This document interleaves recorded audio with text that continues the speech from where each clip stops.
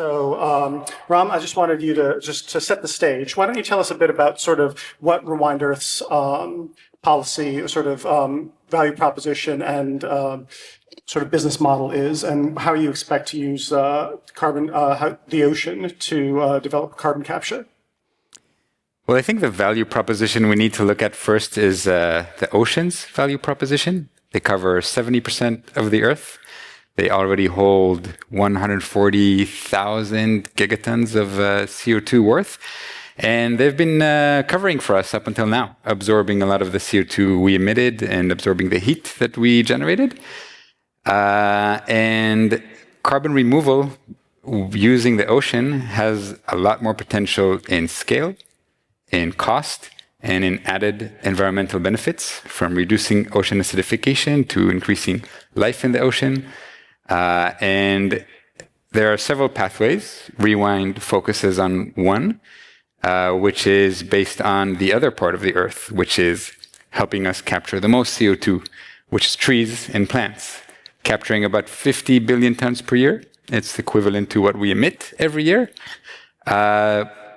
But the problem is that each of them alone are not enough for a solution. The trees, they capture the carbon, and every year they also return that carbon to the atmosphere.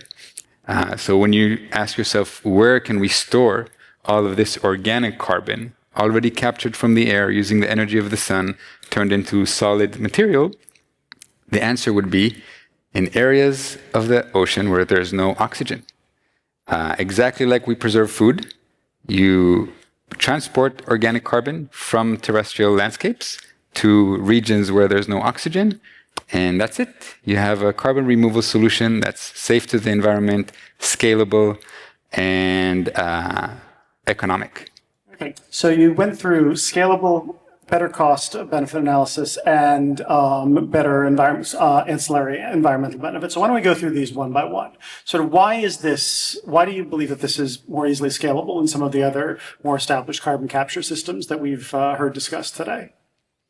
So let's start broadly speaking about the ocean's potential, again, covering 70% of the Earth. Sure.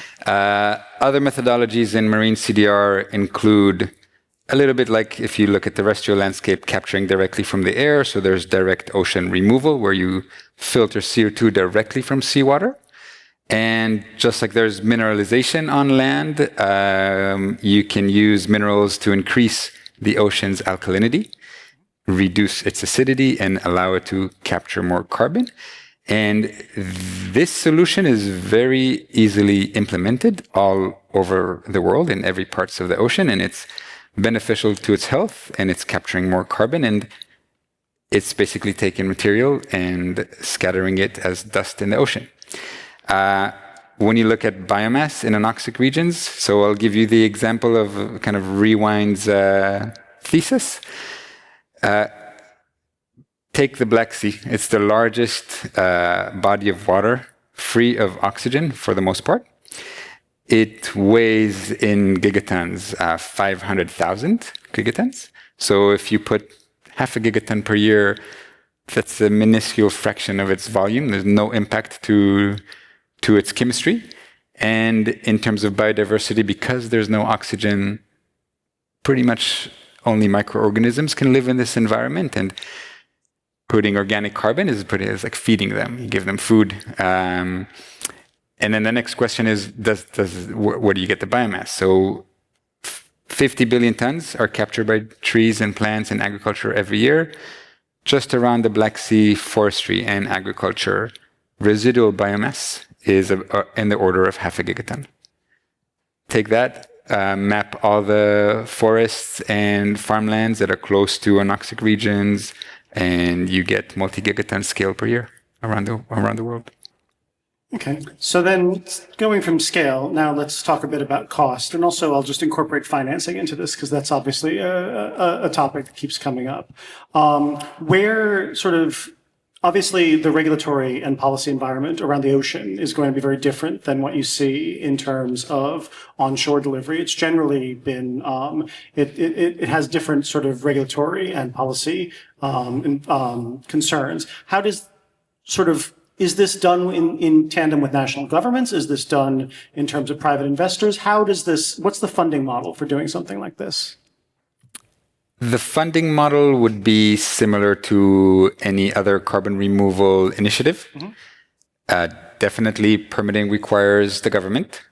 The funding can be today mostly venture, looking at the potential of ocean carbon removal and the business model of selling carbon removal credits today in the voluntary market. But it's clear that this needs to be a compliance mechanism where it's too costly for you to capture your flue gas, or your emissions are too disparate and you can't capture them and hold them from getting to the atmosphere, so you can pay for someone else to capture the carbon and remove it in different location.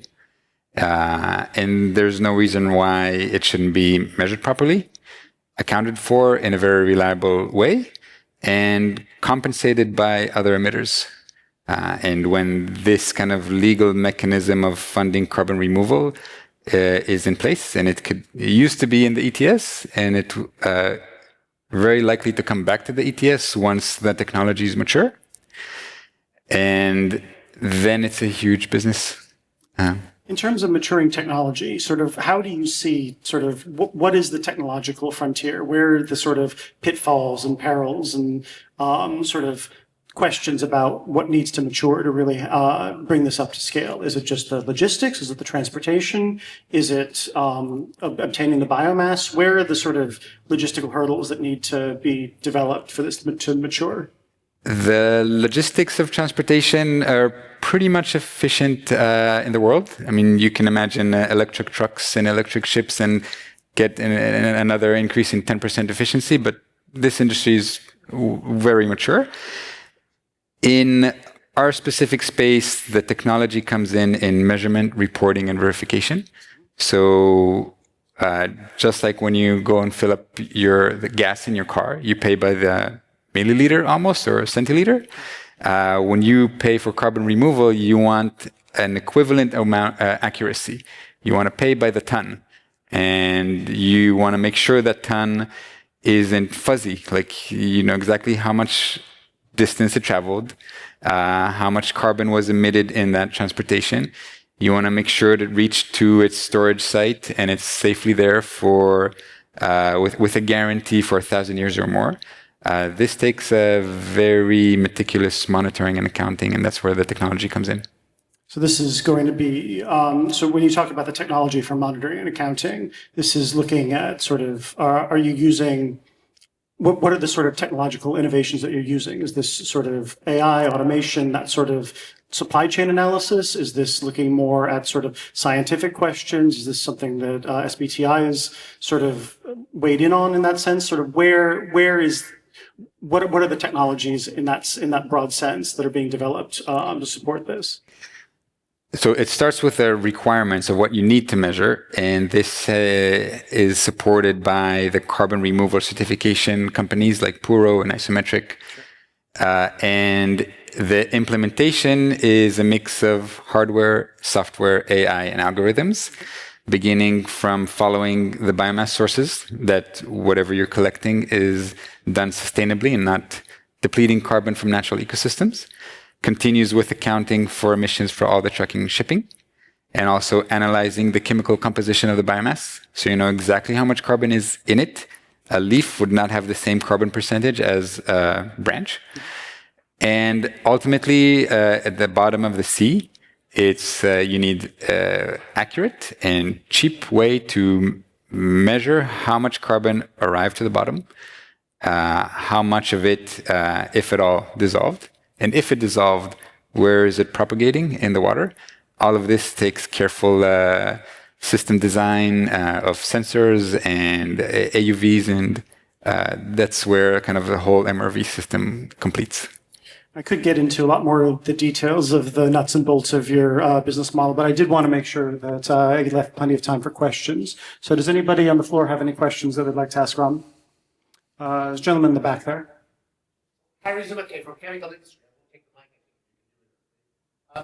How does that benchmark against that iron seeding concept of feeding algae in the Just for those who couldn't hear, it was a question of how does it compare against the benchmark of iron-seeding algae in the ocean?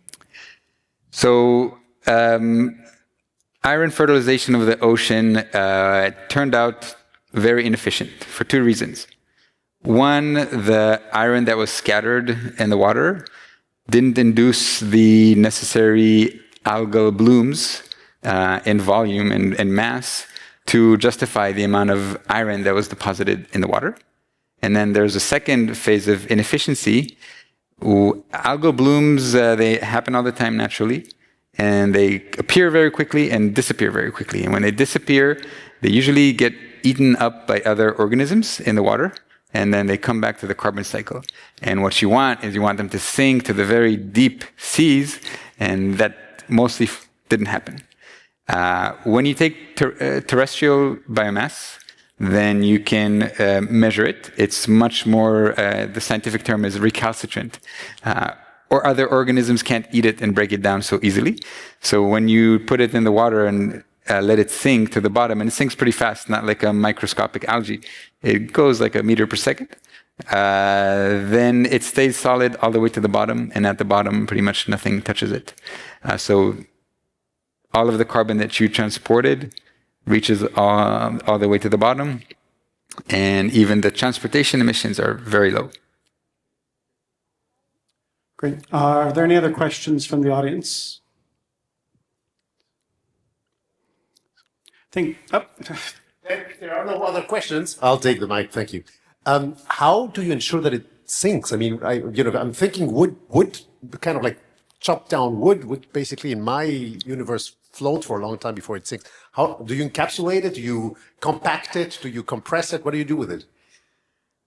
We push it.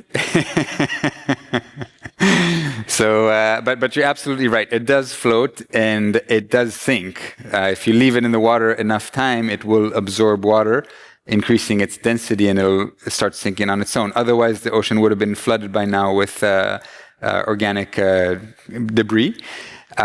You can accelerate this process if you just push it down a few tens of meters, and the pressure of the water accelerates this waterlogging, and then the rest of the way it's gravity. Great, thank you very much. We have just about a minute left. I just want to see if there were any other questions. I know that we're getting to the end of the day, so we're getting to getting the last few questions. I guess sort of if there are no other questions, I guess just the one question I'd want to conclude with is, do you, in terms of how you see this expanding, do you see this being sort of mainstreamed as one of the principal ways for carbon capture and storage, or do you see this as sort of existing within a broader ecosystem of different solutions? How do you see your place within the other solutions that I think have been talked about quite a bit today? I think marine carbon removal will definitely play a big role in the amount of carbon we remove from the atmosphere. But to get to that place, we need a very broad perception change, both from governments and environmental agencies, but also from public perception on scale. The ocean is vast, and the steps we are taking in doing the science are way too small. We can move in much bigger steps, and the ocean, it's huge. It can take it. Well, it's a very optimistic note for us to close on. So as everyone, just give a hand to Ram for an excellent presentation, and thank you very much.